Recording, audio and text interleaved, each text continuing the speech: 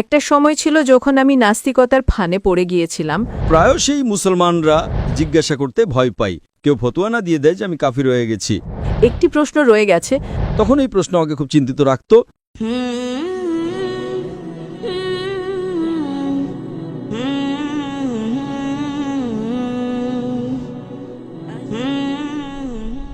আমার নাম ইয়াসমা আসাদ গিল এবং আমি একজন অভিনেত্রী।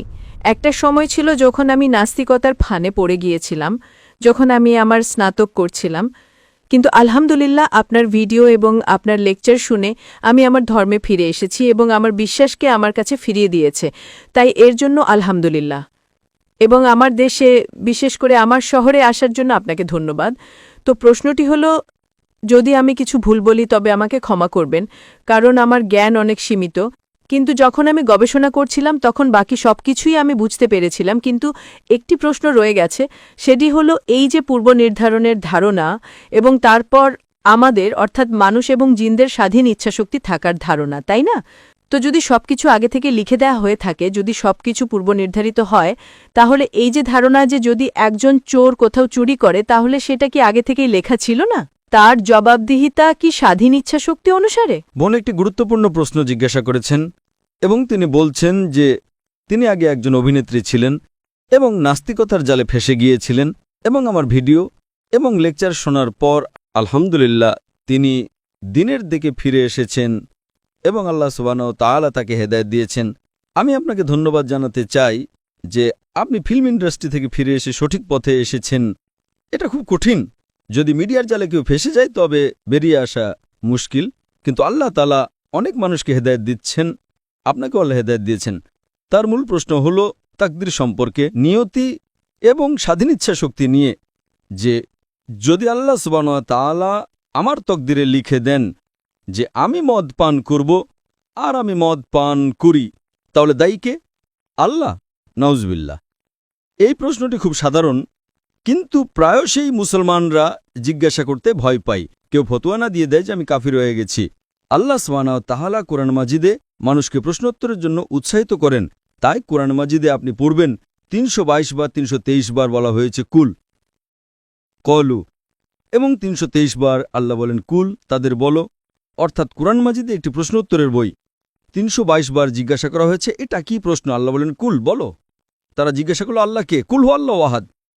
তো এই কুল প্রশ্ন করা কোনো খারাপ জিনিস নয়, কিন্তু এই প্রশ্নটা খুব সাধারণ যে আমরা তাকদিরে বিশ্বাস করি, এটা আমাদের ঈমান। তাহলে আল্লাহ তাআলা যদি তাকদিরে লিখে দেন যে আমি মদ পান করব আর আমি মদ পান করি, তাহলে দায়ী কে? আল্লাহ? নাউজুবিল্লাহ। এর উত্তর হলো আমাদের বুঝতে হবে তাকদিরের মানে কি। এই প্রশ্ন যখন আমি দাওয়াতের ময়দানে প্রায় ৩৫ বছর আগে শুরু করেছিলাম, তখন এই প্রশ্ন আমাকে খুব চিন্তিত রাখত। কেউ আমাকে জিজ্ঞাসা করেনি। এটা আল্লাহর রহমত। আল্লাহর রহমত যে উত্তর পাওয়ার পরেই মানুষ জিজ্ঞাসা করে। তো প্রথম কয়েক বছর অনেক গবেষণা করেছি, কিন্তু কোনো কিতাবে উত্তর পাইনি। উত্তর পেলাম, তারপর আমি আমাদের জিজ্ঞাসা করলাম এটা কি সঠিক। তারা বললেন মাশাআল্লাহ, ভালো উত্তর। এখন আমি আপনাদের সামনে পেশ করছি। আমি উদাহরণ দিই যে যদি একজন শিক্ষক ক্লাসরুমে ১০০ জন ছাত্রকে পড়ান, ১ বছর পড়ানোর পর পরীক্ষার আগে শিক্ষক বলেন এই ছাত্রটি পরীক্ষায় প্রথম হবে, এই ছাত্রটি দ্বিতীয় হবে আর এই ছাত্রটি ফেল করবে। ক্ষমা করবেন, আপনাকে উদাহরণ দিচ্ছি শুধু আপনার জন্য। আর পরীক্ষার পর এটাই সঠিক প্রমাণিত হয় এই ছাত্র ফার্স্ট ক্লাস, এই ছাত্র সেকেন্ড ক্লাস, এই ছাত্র ফেল করে। আমার প্রশ্ন হলো, যে ছাত্রটি ফেল করল সে কি বলতে পারে যে শিক্ষক ভবিষ্যৎবাণী করেছিলেন বলেই, যেহেতু শিক্ষক ভবিষ্যৎবাণী করেছিলেন যে আমি ফেল করব তাই আমি ফেল করেছি, সে কি এটা বলতে পারে? হ্যাঁ কি না? না। শিক্ষক দেখতেন যে এই ছাত্রটি মেধাবী, ঠিকমতো হোমওয়ার্ক করে, বুদ্ধিমান, এই ছাত্রটি মাঝারি, আর এই ছাত্রটি ক্লাস ফাঁকি দিত, ক্লাসে আসতো না, সিনেমা দেখত। তো শিক্ষক দেখেই ভবিষ্যৎবাণী পড়েছিলেন, আর শিক্ষক প্রায়শই সঠিক হন। কিন্তু তিনি মানুষ, ভুলও হতে পারে। ঠিক একইভাবে আল্লাহ সুবহানাহু ওয়া তাআলা একজন মানুষ নন। আল্লাহর কাছে অদৃশ্যের জ্ঞান আছে। আল্লাহ আগে থেকেই জানেন আপনি কোন সিদ্ধান্ত নিতে চলেছেন। উদাহরণস্বরূপ, এক ব্যক্তি একটা চৌরাস্তায় আসে, সে ৪টে রাস্তার মধ্যে একটা বেছে নিতে পারে, রাস্তা নাম্বার ১, রাস্তা নাম্বার ২, রাস্তা নাম্বার ৩, রাস্তা নাম্বার ৪। সে বেছে নেয় রাস্তা নাম্বার ২। পছন্দটা কার? মানুষের, হ্যাঁ কি না? কিন্তু আল্লাহ সুবহানাহু ওয়া তাআলার কাছে ইলমে গায়েব আছে যে 5ই অক্টোবর রাত 1টার সময়, রাত 1:15 এই চৌরাস্তায় সে আসবে। তার কাছে 4টে পছন্দ থাকবে, রাস্তা নাম্বার 1, 2, 3, 4। আল্লাহ জানেন সে রাস্তা নাম্বার 2 বেছে নেবে। তো আল্লাহ তাকদিরে লিখে দেন আগে থেকেই যে এই মানুষটা 5ই অক্টোবর রাত 1:15 রাস্তা নাম্বার 2 বেছে নেবে। তো রাস্তা নাম্বার 2 কে বেছে নিব, আল্লাহ নাকি সেই মানুষটা? মানুষটা বেছে নিয়েছে। তাহলে দায়ী কে, আল্লাহ না মানুষ? মানুষ। সে এগিয়ে যায়, আরও 3টে রাস্তা আসে, রাস্তা এ, রাস্তা বি, রাস্তা সি। সে রাস্তা এ বেছে নেয়। আল্লাহ জানেন সে রাস্তা এ বেছে নেবে, তিনি লিখে দেন দায়ী কে? মানুষ। আল্লাহর কাছে ইলমে গায়েব আছে এবং আল্লাহ সুবহানাহু ওয়া তাআলা কখনোই ভুল করেন না। আপনাকে পছন্দ দিয়েছেন, আপনি চুরি করে জীবন কাটাতে পারেন অথবা সততার সাথে, আপনি সততার সাথে কাটান। আল্লাহ তাআলা লিখে দেন যে এই মানুষটা সততার সাথে জীবন কাটাবে। তাহলে দায়ী কে? মানুষ। একটা হাদিসে আসে যে দোয়া তকদিরকে বদলাতে পারে, এটা সঠিক।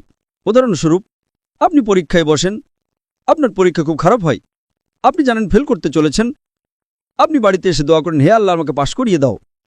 আল্লাহ সুবহানাহু ওয়া তাআলা আগে থেকেই জানেন যে আপনি এই তারিখে পরীক্ষায় বসতে চলেছেন আর আপনি ফেল করবেন। আল্লাহ এটাও জানেন যে আপনি বাড়িতে এসে দোয়া করবেন, হ্যাঁ কি না?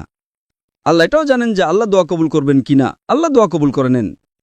তো তকদিরে লেখা থাকে যে এই মেয়েটি পরীক্ষায় যায়, ফেল করতে চলেছিল, বাড়িতে এসে দোয়া করে, আল্লাহ দোয়া কবুল করে নেন এবং তাকে পাশ করিয়ে দেন। তো আমরা জানি না কি হতে চলেছে, তাই দোয়া করা ভালো জিনিস।